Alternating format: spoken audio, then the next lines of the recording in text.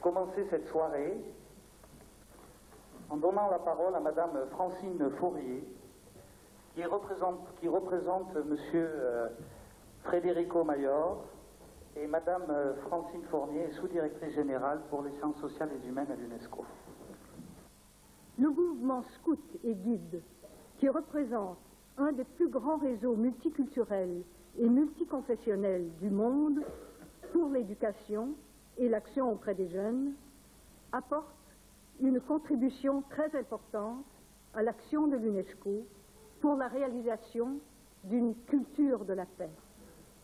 Je voudrais mentionner plus particulièrement ici vos efforts d'ouverture aux jeunes issus de l'immigration, en Europe plus particulièrement, pour améliorer la communication interculturelle et combattre efficacement la montée de l'intolérance et de la xénophobie. La solidarité et la coopération agissante avec des jeunes d'autres cultures au-delà des frontières sont certainement très importantes. Elle doit compléter, mais elle ne peut remplacer la compréhension mutuelle, le respect et la coopération entre les membres des différentes communautés qui se côtoient quotidiennement à l'intérieur d'un même pays, d'une même ville, d'un même quartier, d'une même banlieue ou d'un même village. L'engagement exemplaire des scouts en faveur de l'éducation pour la paix et l'apprentissage interculturel entre les jeunes issus de l'immigration sont d'une importance capitale en ces temps difficiles. Vos expériences pédagogiques et les innovations apportées pour adapter ces programmes pédagogiques aux besoins des jeunes des différentes communautés ethniques, pour les préparer à vivre et à s'épanouir dans une société multiculturelle, sont une contribution précieuse pour l'action de l'UNESCO. Je vous remercie.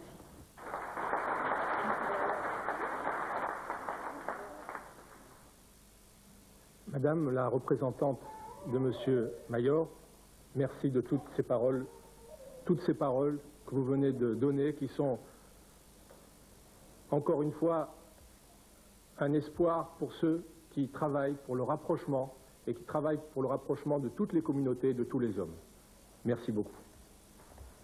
Chers amis, c'est pour nous une grande joie de vous accueillir aujourd'hui en ce haut lieu dédié à l'éducation, la science, la culture, pour fêter l'entrée des scouts musulmans de France à la Fédération du scoutisme français, à l'Organisation mondiale du mouvement scout, ainsi qu'à l'Association mondiale des guides et des éclaireuses.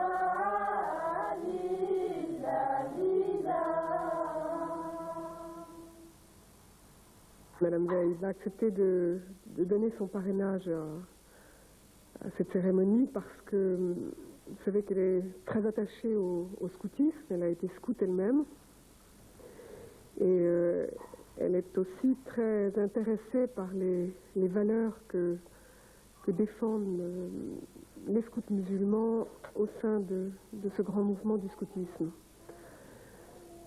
Notamment, elle a eu l'occasion de dire à Cyril Guillaume cet été, quand elle est allée voir ce camp où étaient rassemblés à la fois des scouts, j'allais dire, classiques, même si ça ne veut rien dire, et puis des jeunes des quartiers de la politique de la ville qui ont réussi ensemble à vivre cette expérience en s'apportant mutuellement beaucoup de choses par leur différence et par petit à petit leur adhésion à un projet commun et à des valeurs communes. en particulier ces valeurs de générosité, de solidarité et de respect mutuel. Elle y attache une grande importance, comme je crois toute sa vie et toute son action politique l'ont démontré et le démontrent. S'agissant des scouts musulmans, elle a une particulier intérêt, une particulière sympathie pour toutes ces activités qui sont proposées à la fois aux jeunes gens et aux jeunes filles. Il y a beaucoup de filles dans ce mouvement qui participent à des activités et ça lui paraît extrêmement important en ce moment avec toute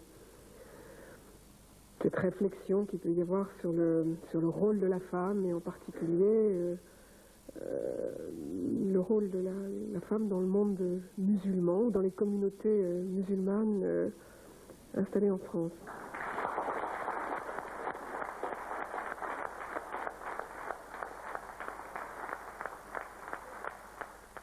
Quand on connaît la sévérité des critères d'appartenance au scoutisme français, on ne peut que vraiment continuer de les encourager parce que les points d'attention, en dehors de l'ouverture d'esprit qu'il faut pouvoir manifester dans cette fédération du scoutisme français, c'est aussi la qualité de la formation diffusée aux cheftaines et aux cadres, et puis la qualité pédagogique des programmes proposés aux enfants et aux jeunes.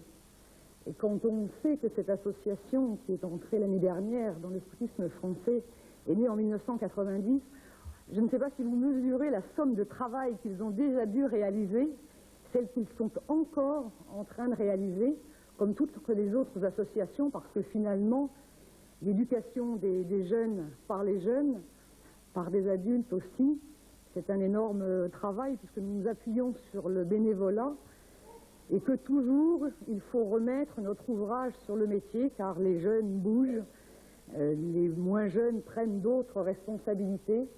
Nous sommes toujours en recherche pour que cette qualité puisse s'exprimer au travers de ce que vivent les enfants.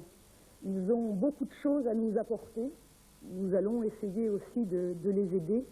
Je crois qu'au sein du scoutisme français, ce qui fait notre richesse, ce sont surtout nos différences et les objectifs communs que nous avons, qui sont principalement l'éducation des personnes, l'éducation des citoyens utiles, aujourd'hui près de chez eux, des citoyens du monde. Et là, je laisserai les représentants des deux organisations mondiales s'exprimer sur le sujet. Et je remets au président Yacine, le tien est là aussi, puisque scoutisme, c'est symbole, le drapeau, enfin le foulard du scoutisme français. Voilà.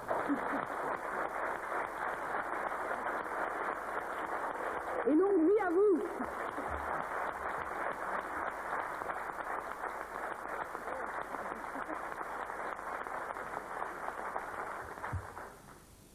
Chers amis, c'est vraiment un moment heureux, un moment de célébration. C'est un jour, comme on l'a souligné, important pour le scoutisme et pour le guidisme. C'est un jour important pour la France et c'est un jour important pour l'islam. Sur 25 millions de scouts, n'oublions pas qu'un tiers sont musulmans. La moitié des scouts dans le monde vivent en Asie. Et ne soyons pas trop eurocentristes dans notre perception qui a un peu parfois tendance à voir midi à l'heure du clocher du village et à ne pas prendre conscience qu'en réalité ce mouvement partit d'une idée, c'est vrai, britannique et à l'époque peut-être même un tantinet colonial, a su trouver en réalité des expressions diverses dans tellement de pays qu'il en est devenu le modèle même de l'école de tolérance. On a beaucoup parlé de tolérance aujourd'hui et c'était juste. J'ai remarqué que c'était un peu le leitmotiv de tous les discours qui se sont présentés et c'était opportun. C'était le moment de parler de tolérance aujourd'hui, ici, en Europe et en France.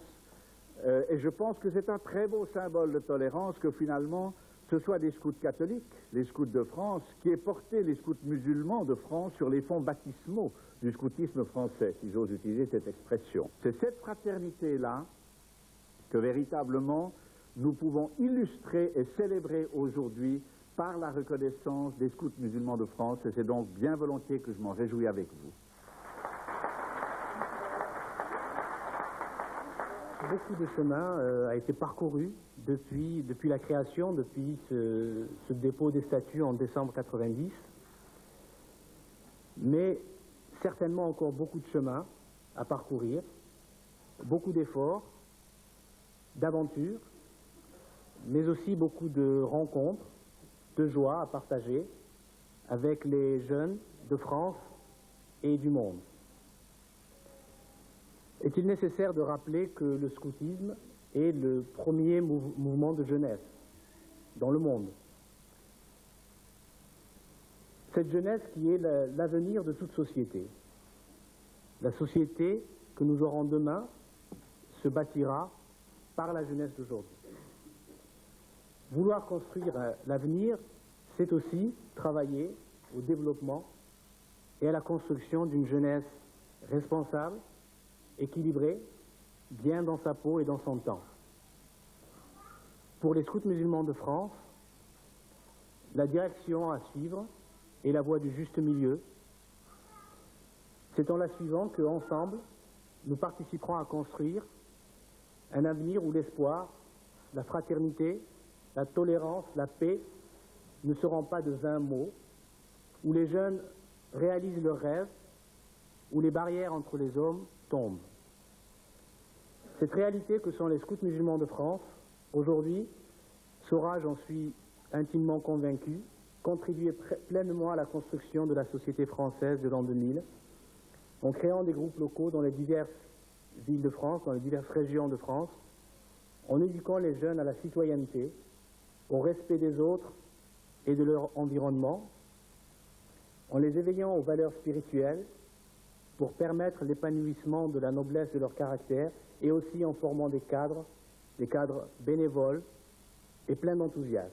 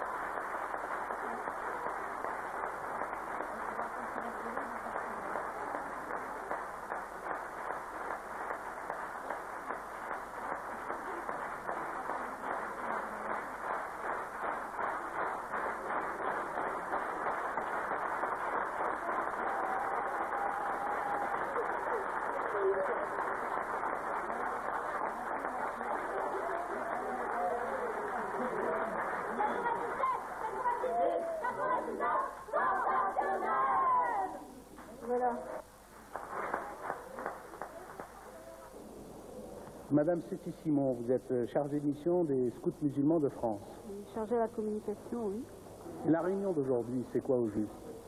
Nous fêtons notre entrée à la Fédération de Scoutisme français, à l'Association des éclaireuses et guides mondiales et à l'OMS. Voilà. Et alors, ça va changer de nature, les Scouts musulmans de France, ça va apporter un changement? Qu'est-ce que... Non, pas du tout.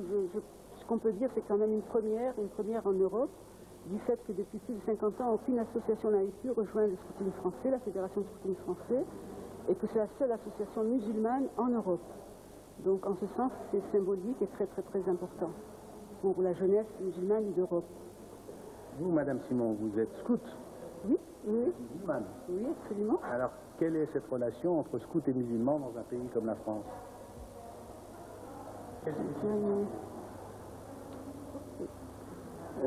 Ce que je peux répondre, c'est qu'il y avait 5 associations.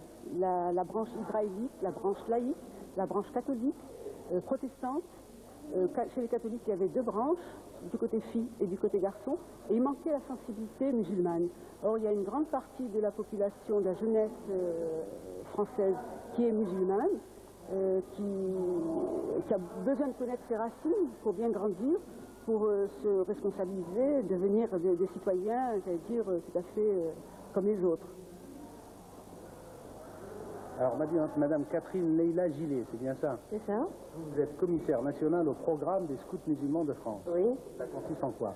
Et ça consiste à élaborer un programme qui va un petit peu permettre aux jeunes musulmans de faire du scouting, c'est-à-dire que pour l'instant, le programme utilisé jusqu'à présent, c'était le programme des scouts de France catholique, donc il faut élaborer un programme qui soit adapté aux jeunes à qui nous nous adressons.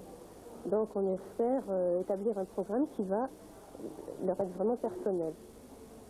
Et cette adhésion des scouts musulmans de France à la Fédération internationale du scout d'Europe, qu'est-ce que vous en attendez, vous? Eh bien, on attend justement des échanges au niveau des programmes, parce que nous avons quand même besoin d'un soutien à ce niveau-là. Et on veut profiter surtout de leur expérience, parce que comme ça on pourra aller peut-être un peu plus vite dans la formation de l'encadrement. Et le scoutisme et l'islam, ça peut vivre en harmonie, sans aucune contradiction? Tout à fait, puisque le scoutisme c'est un moment d'éducation par l'action, et c'est un moment universel.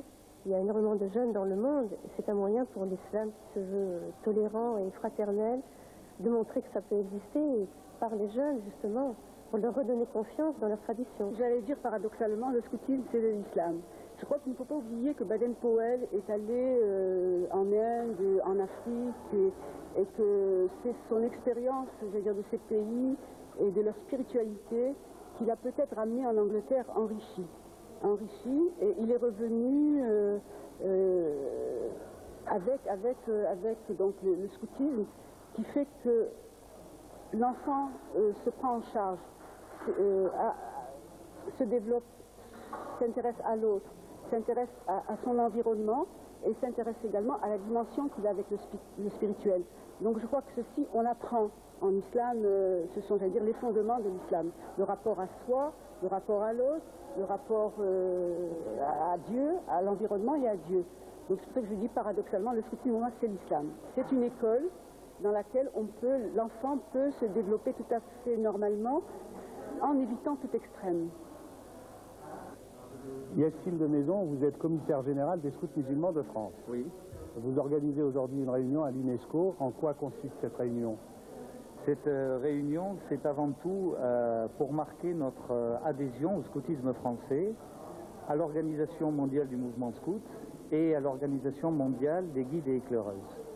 Donc c'est avant tout la rentrée dans la grande famille des scouts d'une association qui s'appelle les Scouts musulmans de France, et c'est aussi une première en Europe, une première en France, que des membres de la communauté musulmane soient intégrés à l'intérieur d'un vaste mouvement qui regroupe en France énormément de jeunes, des filles et des garçons de toute la France, en Europe, dans le monde.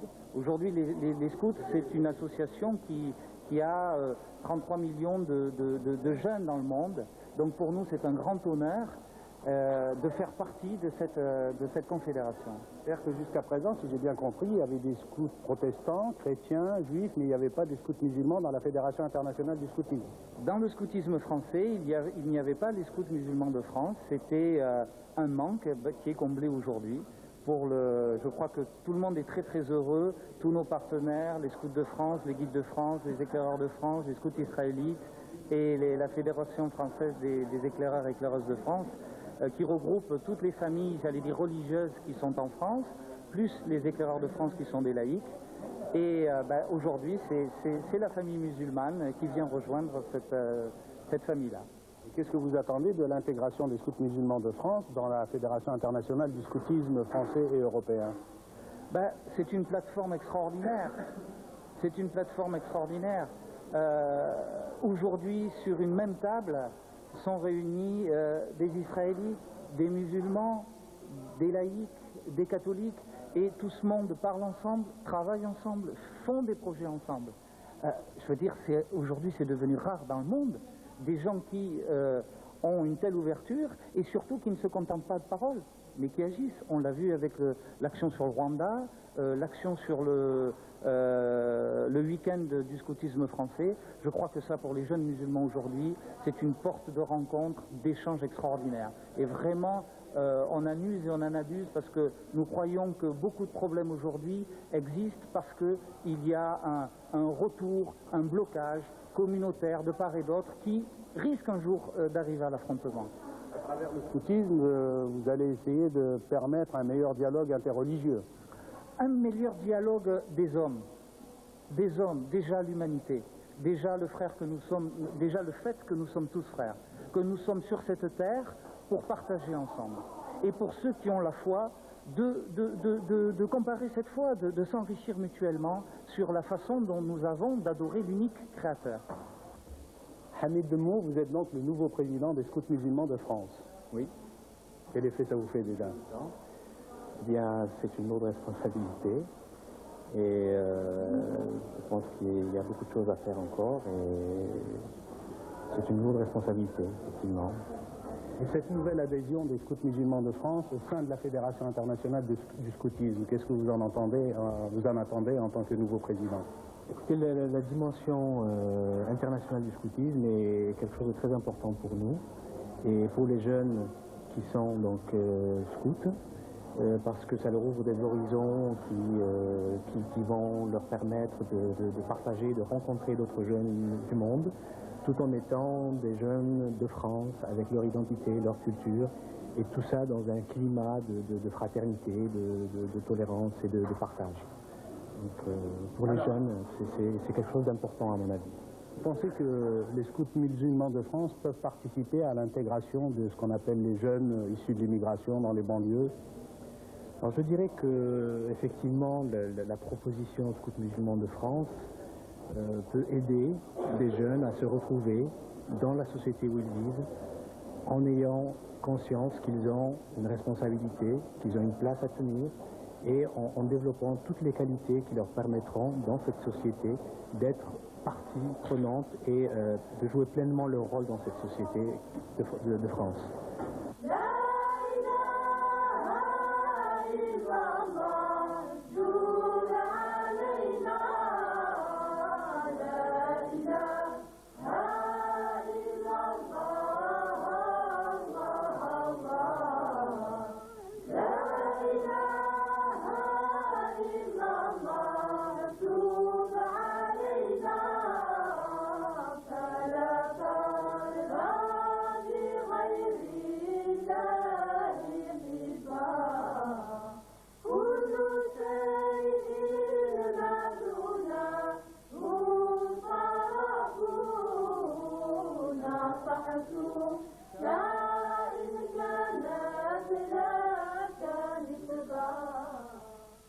Toujours dans sa série consacrée au Deutéronome, À Bible ouverte a pour thème aujourd'hui les modalités